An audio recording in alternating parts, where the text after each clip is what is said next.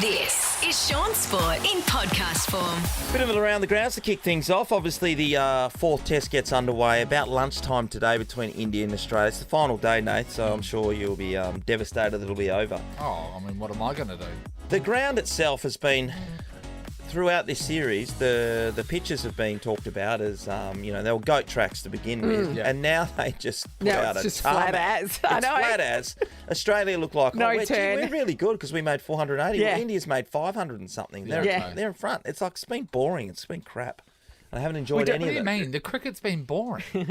Even for because me. the batsmen have been making runs rather than bowlers taking wickets. Everyone just sits in the field. They've been in the field for 2 days, the Australians. So when you're playing a game of cricket and it's boring to watch, is it more boring to play?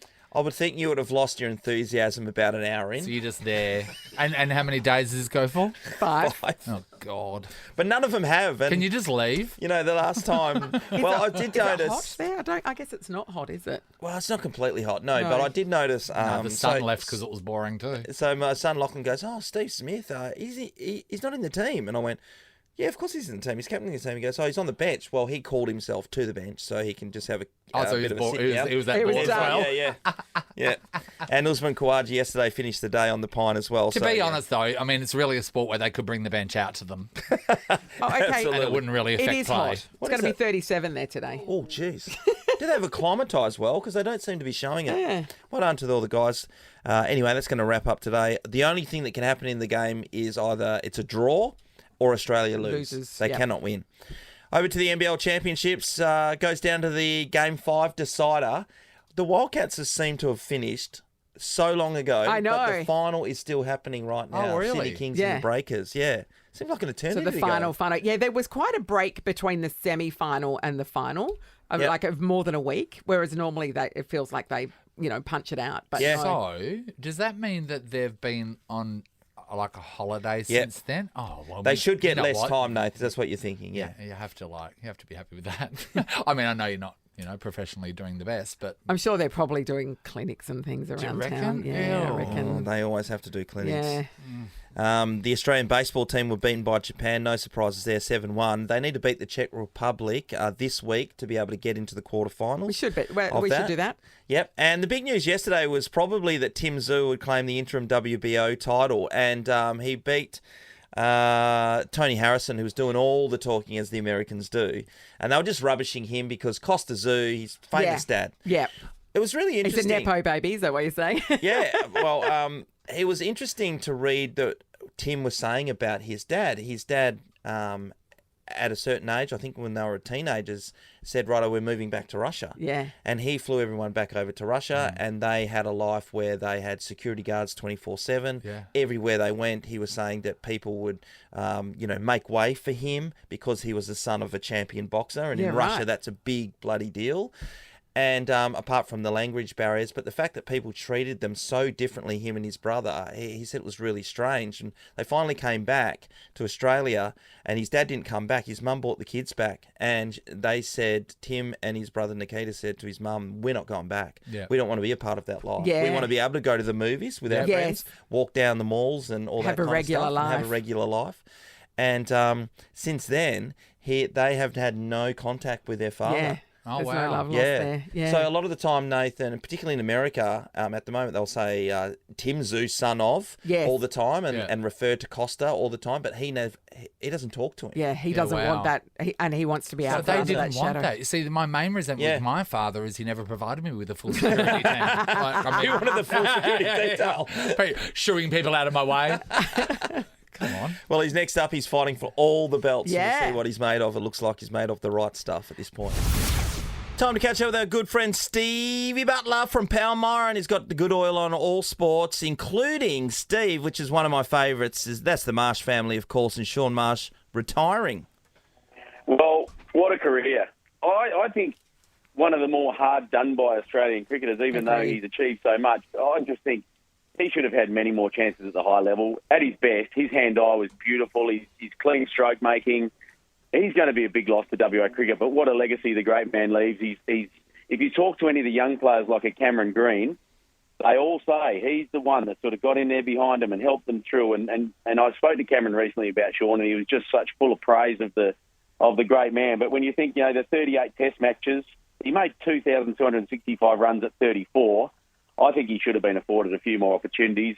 And, when you think, I think something like more than 12,000 first-class runs. Yep. Just an absolute legend. And he leaves a legacy not only in his own numbers on the score sheet, but in the way that he's helped WA cricket flourish in the last few years. Steve, on that, I think that one of the things was that on the East Coast, they really got their nose put out of joint with him off a couple of failures, I think.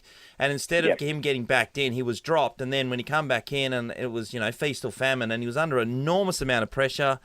And, it just seemed like for the people from the East Coast in particular were putting him in the spotlight as one person who may be taking a spot of, someone from New South Wales. Oh.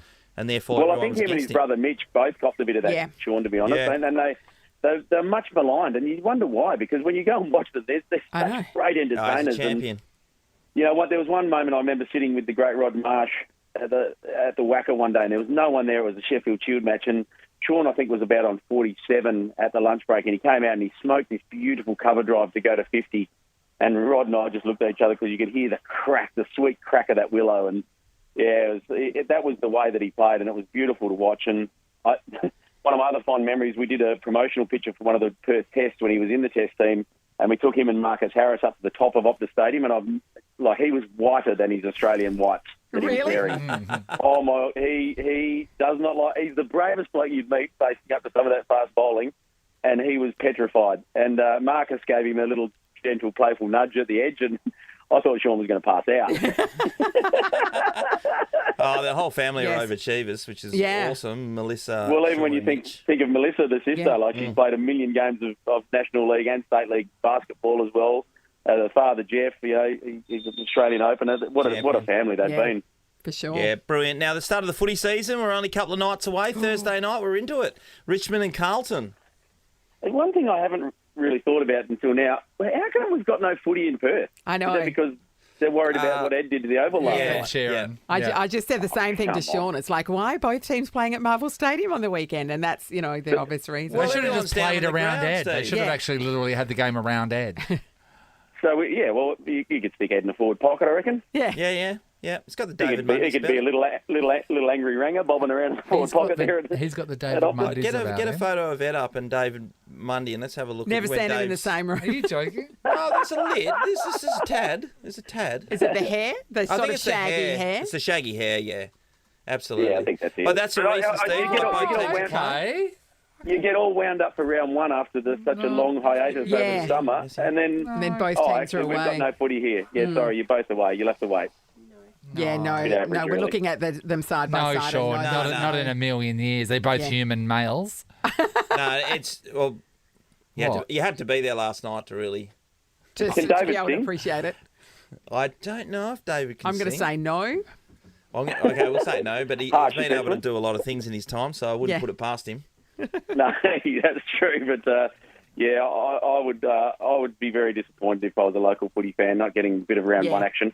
Yeah, most definitely. It's a bit of a bummer. On David Mundy news, I got told last night there could be a sighting of David Mundy playing for the Dungeness Sharks this year in their first tenure in the Southwest Football League, Stephen. Well, there you go. He'd probably fit into the Dunsborough sort of atmosphere, I would think. He's a pretty laid-back, low-key sort of bloke, so I think he'd be pretty good down at the Three Bears Bar. Yeah, June 11. It's almost penciled in. June 11. Oh, wait. If that's a weekend, that's when apparently he's coming down. All right. So, David, if you heard nothing about breaking news, they've never asked you, Shaun. That's what we do. You go to Dunsborough all the time. How come they've never asked you? They've never asked me to play. Very interesting, that. Yeah. Haven't joined the line. You're about the same age as David Mundy. I think there's something in that for all of us. You haven't been asked. Good on you, Stephen. We look forward to catching up with you next week, mate. Yeah, well, I'm tipping West Coast to beat North, and I'm tipping Fremantle to beat St Kilda. So both away games, I'm tipping them both to bring home the chocolate. Interesting. Me too. Are you going with West Coast now? I have done, yep. Tips are in. Gutsy call. Kiss of death. No, it's when Shaun does it, it's kiss of death. Okay, we'll see. Thanks, Steve. Good man. See you guys. Shaun Sport is a Nova podcast. For more great comedy shows like this, head to novapodcast.com.au.